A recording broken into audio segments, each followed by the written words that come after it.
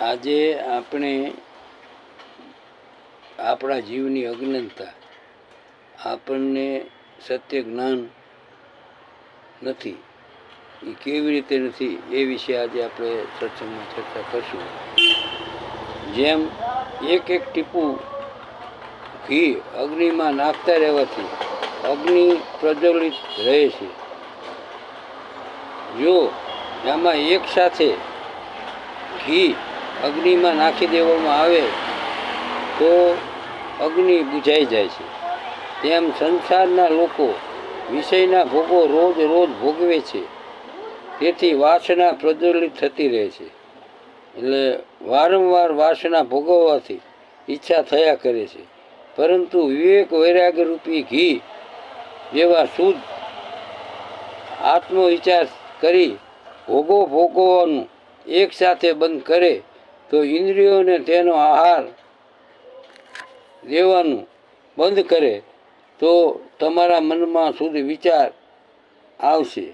એટલે આસક્તિ વિષય વાસના નિવૃત્ત કરવા માટે મક્કમ નિર્ણય, મક્કમ વિચાર અને મક્કમ સાધના હોય તો તમારી વાસના વિકાર દૂર થાય છે.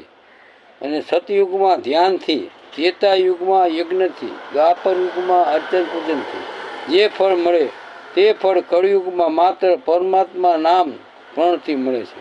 એટલે સાધના કરવી હોય ને તો મન સ્થિર કરી, મનના સંકલ્પ વિચારો બંધ કરી સંસાર વ્યવહારના જે કામ હોય કરવાના, પણ એ અઠવાડિયામાં એક દિવસ તો પરમાત્મા માટે તમે કાઢી શકો ને. એટલે કળિયુગમાં કેવલ નામ આધાર. એટલે કળિયુગમાં ભગવાનનું નામ શ્રવણ જ એક આધાર છે. પરમાત્માનું નામનું ઉચ્ચારણ શ્રદ્ધા પ્રીતિભાવથી કરે તો ભૂતકાળ, ભવિષ્યકાળ, વર્તમાનકાળના પાપ ભસ્મ થઈને જાય છે. એટલું નિષ્કામમય જીવન એટલું તમારો ઉદ્ધાર. એટલે નિર્દોષ નિર્લેપપણાથી અનન્ય શરણાગતિ માયતમ સહિત ભક્તિ કરવી એ જીવનું કલ્યાણ છે. ઈશ્વરનું પ્રગટપણું માતમ જીવનમાં અનુભવવું જોઈએ. જો દારૂનું એક ટીપું પતિત કરે તો ભગવાનનું એક નામ સત્ય ભાવનાથી જીવનમાં લેવાય તો હરિનું નામ કેમ ઉદ્ધાર ના કરે. એટલે હરિનામ સ્મરણ ઉચ્ચારણ પતિતોને પણ પાવન કરે છે. એટલે ધર્મ, અર્થ, કામ, મોક્ષ સિદ્ધિ કરવા માટે હરિનામ સ્મરણ અમોઘ ઔષધ ઉપાય છે. એટલે કોઈ પણ જીવાત્માએ સંસાર સાગર તરવો હોય તો ફક્ત હરિનામ સ્મરણ એક મહાન ઉપાય ઔષધ છે. યજ્ઞ, દાન, તીર્થયાત્રા, વિધિપૂર્વક પૂજા, જપ, તપ આ પવિત્રતાની જરૂર છે. પરંતુ નામ સ્મરણમાં ગમે તે સ્થિતિમાં હો છતાં મંગલકારી છે. તમારા શુદ્ધ ભાવ, શુદ્ધ શ્રદ્ધા ભક્તિથી જ તમારું કલ્યાણ કરે છે. એટલે જીવનમાં નામ સ્મરણ લેવા માટે કોઈ એવું નથી કે આવી જગ્યા જોઈ આ રીતે બેસવું જોઈએ. એટલે જીવનમાં નામ સ્મરણ તમારો ફક્ત ઉદ્ધાર કરશે. એટલે જીવનમાં નામ સ્મરણ કરવું.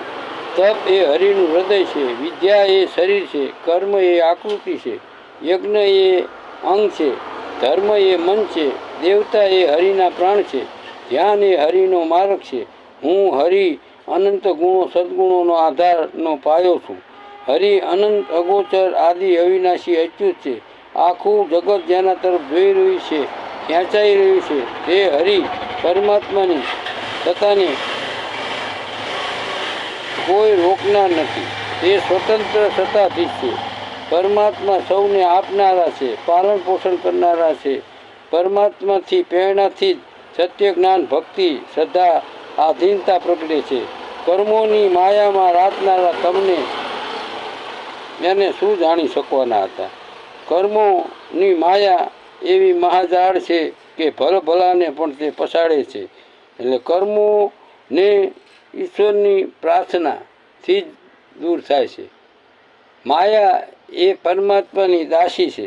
એટલે પરમાત્માને આધીન થશો તો પરમાત્મા આપોઆપ તમારા માયા દૂર કરશે.